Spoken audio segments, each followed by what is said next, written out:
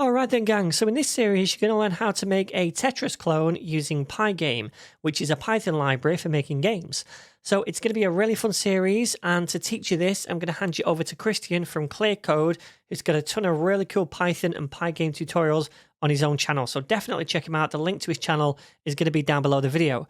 So I hope you all have fun watching the course, and by the end of it you'll have something fun to play as well. Enjoy!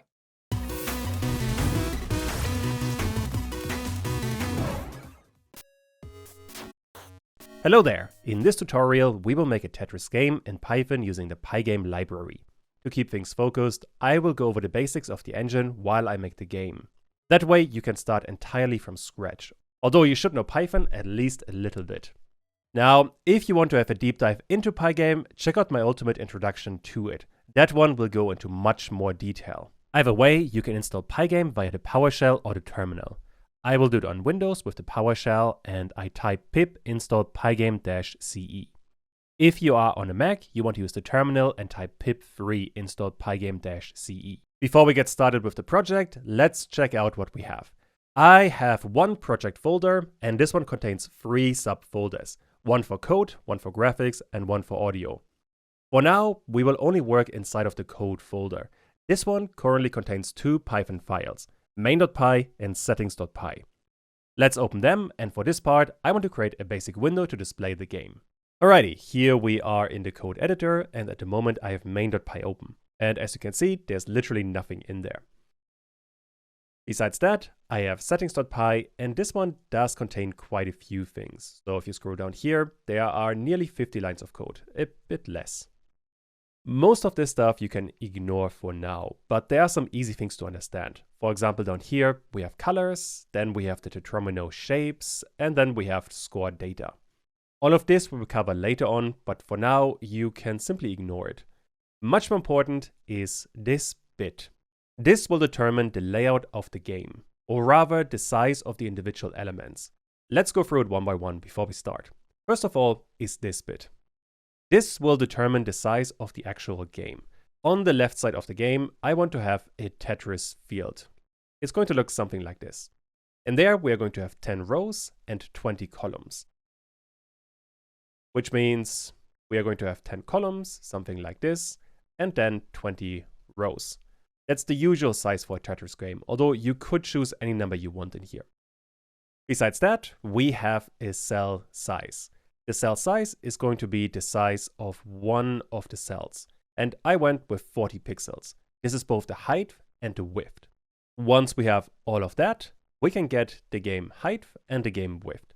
All we're doing here is we're multiplying the amount of columns with the cell size or the amount of rows with the cell size. With that, we get the width of the game board or the height of the game area. Next up, we want to have a sidebar size. The sidebar would be an area roughly like this. The width of this one is simply a variable. In this case, it is going to be 200 pixels. This we are going to split into 2 parts. For that, we have these 2 variables. We have a preview height fraction and a score height fraction. And let me get rid of this bit so you can actually see the text. Basically what that means is that I want to have a preview area that covers roughly this part, and this should be 70% of the height. Besides that, for the score, I want to occupy 30%. This would give us all of the elements we want to work with.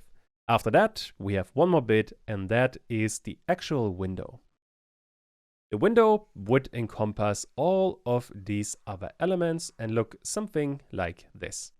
The one important thing here is I want to have some padding, which means between the left side of the window and the game field, there should be 20 pixels. And from the right side of the window to the right side of the sidebar, I also want to have 20 pixels. Also, from the bottom to the game, there should be 20 pixels, and you get the idea. Basically, any kind of element should have 20 pixels surrounding it. Once I have that information, I can get the actual window width and window height. The width is simply the game width plus the sidebar width plus padding times 3. Which means if I put this at the bottom, we have the first kind of padding. This would be 1 padding. Then we have the width of the game. This would be this game width. Then we have 1 more padding. That would be the second padding. Then we have the sidebar, and then we have the third padding. A roughly similar thing we are going to do for the window height, but that should be fairly understandable. With these numbers, we get the basic layout of the game. We're going to implement that very soon. As a matter of fact, let's start creating the game. And there's one thing I haven't mentioned yet, and that is we are importing Pygame inside of the settings. What that allows us to do, inside of main.py, we can simply from settings import everything, and that way we have access to all of these variables on top of Pygame itself. Later on, we are going to have quite a few files, and for all of them, I don't want to import Pygame separately. I want to import Pygame inside of settings and then simply import settings everywhere. Makes the game a bit easier to understand. With all of that information, I want to create the actual window, and this I want to contain in a class called main. There's no need for inheritance, but I do need a dunder init method. This one needs self, but no other parameters. First of all, in there, I want to do some general setup. Whenever you use Pygame, you have to start with pygame.init. This initializes Pygame and is really important, but for the details, you don't really have to know what's going on. Just remember, it is important to include. Next up, we have to create a display surface and store it in a variable, which means I want to create an attribute self.display_surface, and this we create with pygame.display.set_mode. This method wants to have a tuple with the window width and the window height. Both of that we're getting from the settings. We have the window width and the window height, which means I can just copy the window width and I can copy the window height, and then we are good to go. Once we have that, outside of the class, I want to check in an if statement if dunder name is equal to the string dunder main. That way, whenever we are executing the code, we are only running this script. We would not accidentally run anything else, like settings.py right now. Inside of this if statement, I want to create an instance of the main class, which means main is going to be main.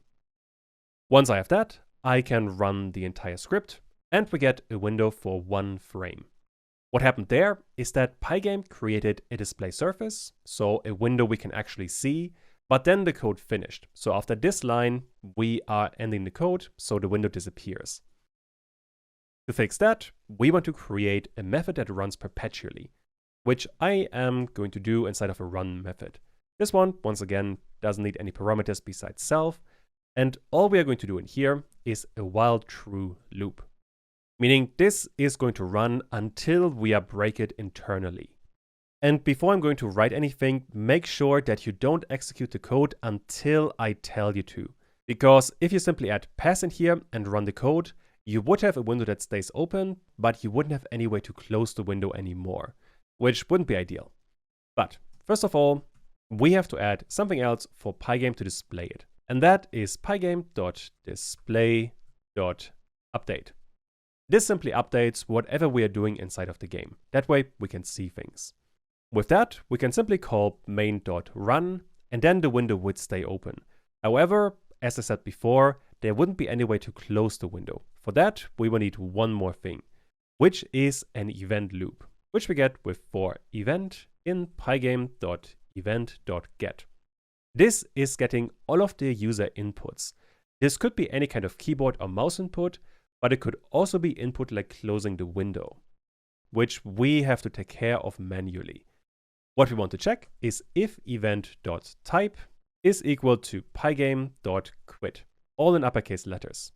If that is the case, we are telling Pygame that we want to quit the game, which we do with pygame.quit. And this quit has to be in lowercase letters, and also this is a method. So for this one, we do want to have brackets, but for this quit, we don't. And now we can run the game.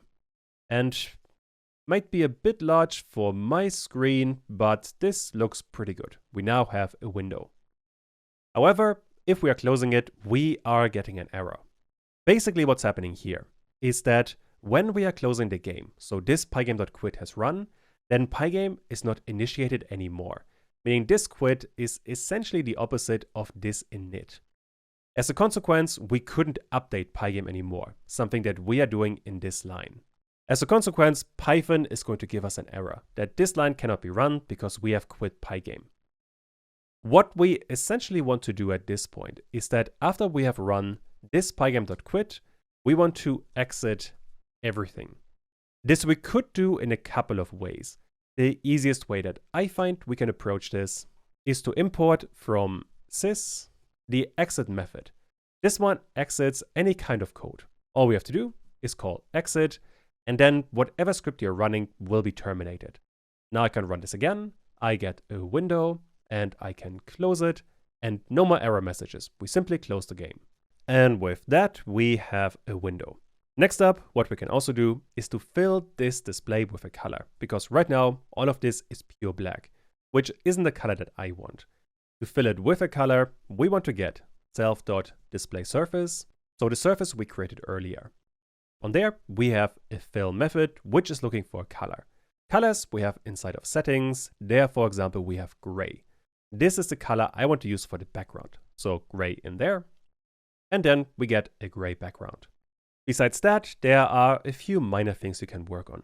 For example, the game could have a title. Right now, it simply says Pygame window. If you want to customize that, inside of the init method, you will call pygame.display.set_caption.